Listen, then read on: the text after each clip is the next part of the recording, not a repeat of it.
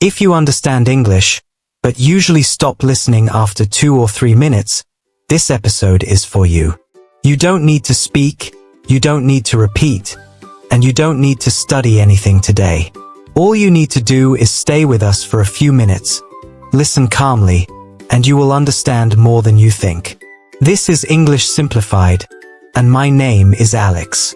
Here, fluency is not about speed, it's about comfort, and today we're going to talk about something very simple, very human, and very familiar. Everyday life, food, and how English already exists inside your daily routine.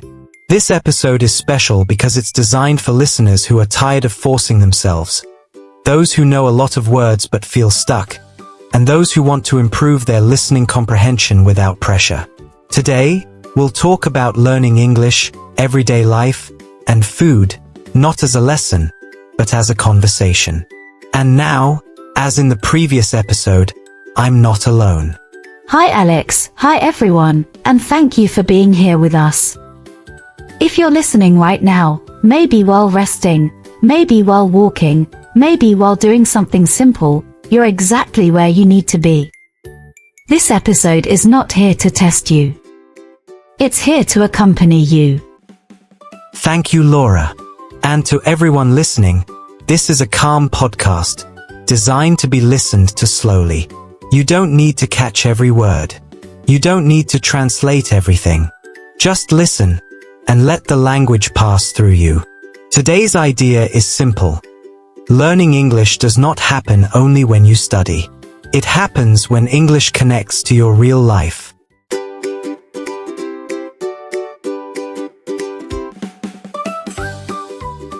Laura, before we talk about food and daily routines, I want to start with something important. Many people think language learning is easy for others, but hard for them. They think they are slow or bad at languages. What do you think about that? I think many people forget that learning a language takes time. It's not fast, and it's not always comfortable. Even people who love languages feel frustrated, nervous, or tired sometimes. That's completely normal. Exactly. Learning a language is hard. It takes time, patience, and repetition. If you don't spend time with the language, you won't learn it. But spending time doesn't always mean studying grammar or memorizing rules. Sometimes, spending time simply means listening, noticing, and being present. I want to share something personal here. I'm a language teacher, but I'm also a language learner. I learn languages because I enjoy it, and because I love talking to people from other countries. For me, that's the best part of learning another language: connection. When you learn a language, you can talk to new people, understand different cultures, and make friends you would never meet otherwise. And that's something many learners forget. They focus so much on mistakes that they forget the reason they started learning English in the first place. Yes, and mistakes are a big part of this journey. Sometimes, when I speak another language, I feel frustrated because I don't understand someone. Sometimes, I feel nervous when I speak. And sometimes, I make big mistakes with grammar, vocabulary, or pronunciation. But this is not a problem. This is the process. If you never make mistakes, you never improve. To get better, you need to talk, you need to practice, and you need to accept that mistakes are part of learning. And most importantly, you need to enjoy the process. If learning English is not fun, it becomes very difficult to continue.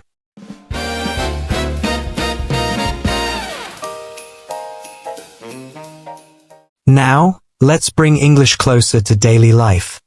Because one of the easiest ways to enjoy a language is to connect it to something you already like.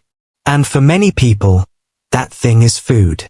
Laura, let's talk about cooking and eating, because everyone eats, even if not everyone cooks. That's true.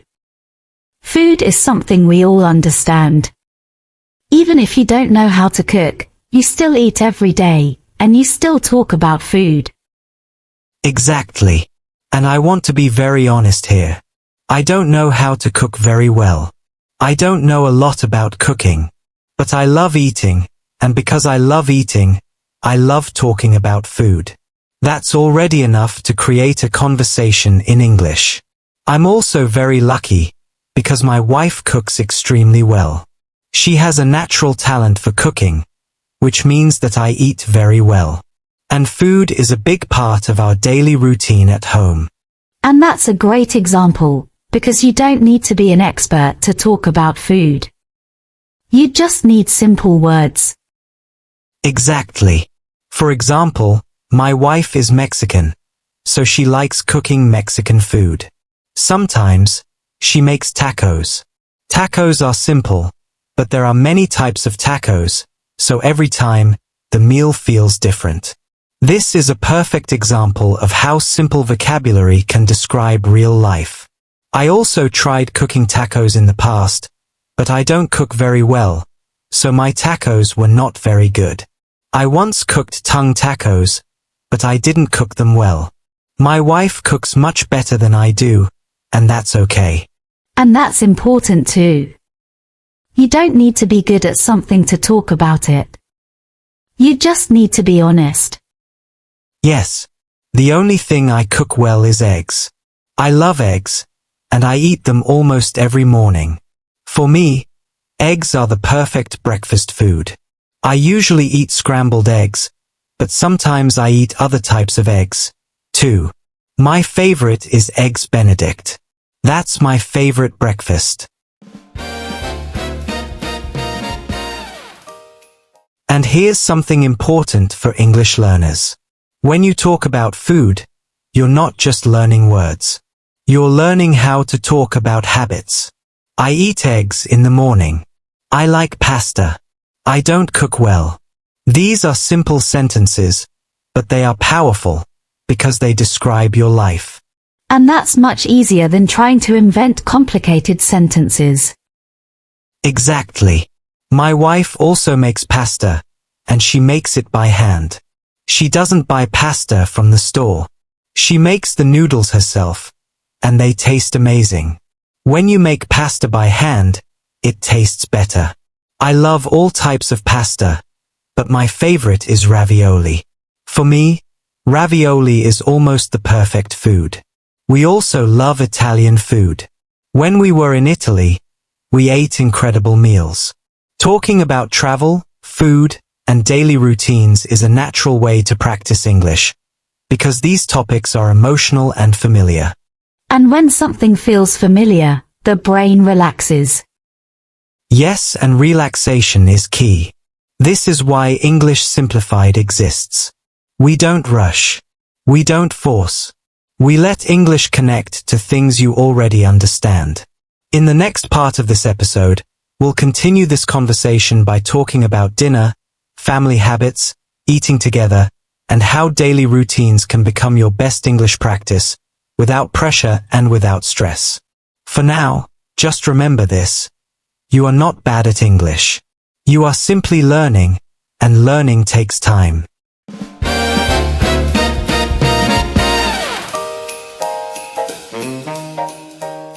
So let's continue gently, because after food, after cooking, and after talking about what we eat, there is something even more important, and that is how food and daily routines bring people together, especially at the end of the day.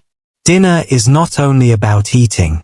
Dinner is about slowing down, sharing time, and talking about life, and this makes it a perfect moment for natural English. Yes, dinner feels different from other meals. In the evening, people are usually less stressed, and conversations feel more relaxed. Exactly. In my family, we usually cook dinner 5 days a week. On the other days, we go out to eat, or we eat dinner with other people, like family or friends. Sometimes we eat dinner with my parents, and other times we eat dinner with my sister. Food becomes a social moment, not just something you do quickly. Tonight, for example, we will eat dinner with my parents, and my mother will cook. This reminds me of my childhood, because when I was a kid, my mother cooked dinner every weekday. Every evening, we ate dinner at the same time, at 6:30 p.m. That routine created a sense of stability and connection. Eating at the same time every day is something many families do, and it becomes a habit that stays with you. Yes, and habits are very important for language learning, too. When something becomes a habit, it feels easier. You don't think too much. You just do it. And that's exactly what we want with English. We don't want English to feel heavy. We want it to feel familiar. In the United States, it's very common for families to eat dinner together. People sit at the table, they eat, and they talk about their day. Dinner time is important. It's a moment to share what happened, to listen to others, and to relax together. And that's also a moment when simple language is enough. People don't use complicated words when they talk about their day. Exactly. People say things like, I worked today, I was tired, I ate something good, or I had a long day. These are simple sentences, but they are real, and they communicate meaning. You don't need advanced English to talk about your life. In other countries, people eat dinner later. Some people eat at 8 p.m. or even 9 p.m. But for me, that's too late. I like eating dinner at 5, 6, or 7 p.m. That feels right for my body. And this is another important lesson for English learners. There is no correct way. There is only your way. That's true. Just like there is no perfect time to eat dinner, there is no perfect way to learn a language. Yes. Some people learn English in the morning. Some people learn at night. Some people like studying. Some people hate studying. Some people like speaking. Some people prefer listening. All of these ways are valid. Personally, I don't enjoy cooking very much. I don't have a natural talent for it, and I don't feel relaxed when I cook. I prefer eating. And that's okay. I don't need to force myself to cook, because my wife cooks very well, and I'm grateful for that. And this connects directly to learning English. If you don't like grammar books, you don't need to force yourself to love them. If you don't like speaking in public, you don't need to force yourself to do it immediately. You can start where you feel comfortable. Comfort doesn't mean doing nothing. It means choosing a path that feels sustainable. Exactly. Comfort is not laziness. Comfort is intelligence. It's understanding how your brain works and respecting it. When you feel comfortable, you stay longer. And when you stay longer, you improve.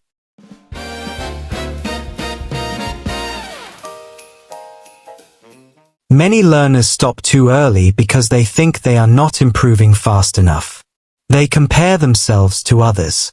They see people speaking fluently on social media, and they feel discouraged. But what they don't see is the time, the mistakes, and the frustration behind that fluency. Language learning takes time. That's the most important truth. If you don't spend time with English, you won't learn it. But spending time doesn't mean suffering. It can mean listening to a calm podcast. It can mean watching a video about food. It can mean reading something interesting. Enjoyment changes everything. When you enjoy something, you naturally spend more time with it. Yes. That's why one of the best pieces of advice for language learners is this. Choose content you enjoy. If you like sports, read about sports in English. If you like animals, watch videos about animals in English. If you like food, listen to people talk about food in English. Interest creates motivation. For example, I love fiction. So when I learn another language, I read fiction books. I don't read boring books. I read stories that make me curious. This helps me learn without feeling like I'm studying. And curiosity is a powerful teacher. Absolutely. Another important thing is connection. Learning a language alone is hard. When you can, it helps to talk to people. You can make friends who speak English, or friends who are also learning English. You don't need perfect English to do this. You just need courage and kindness. Some people find English practice groups in their city. Others use online communities. Even a simple conversation can make a big difference, because it reminds you why you're learning. I want to say something very important now, especially if you're feeling insecure. Feeling nervous when you speak another language is normal. Feeling frustrated when you don't understand is normal. Making mistakes is normal. None of these things mean you are bad at English. They mean you are learning. And everyone who speaks a second language has been through that stage. Yes, everyone. There is no exception. The difference between people who succeed and people who give up is not talent. It's patience. So today, if you remember only one thing from this episode, let it be this. You don't need to rush. You don't need to speak perfectly. You don't need to understand everything. You just need to stay connected to English in a way that feels calm and human.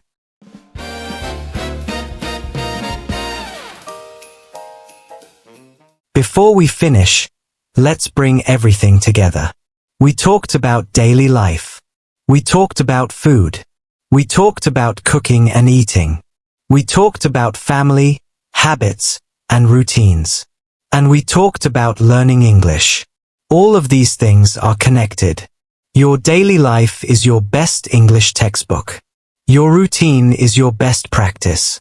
When you talk about what you eat, what you like, what you do in the evening, or who you eat with, you are already using English in a real way. And real language always starts with real life. Exactly. So after this episode, you don't need to do anything special. Later today, or tomorrow, you can try something simple. You can say 3 sentences in English about your day. For example, I eat eggs in the morning. I work during the day. I eat dinner with my family. That's enough. If you want, you can write 1 sentence in the comments. You don't need to be perfect. We read them, and they matter. Thank you, Laura, for being part of this episode, and for helping create this calm space. Thank you, Alex, and thank you to everyone listening. Take your time with English. It will come. And to everyone listening, thank you for being here, for listening, and for trusting this process. This is English Simplified. My name is Alex. Remember this sentence, and take it with you. Fluency equals comfort, not speed. We'll meet again in the next episode. Take care of yourself.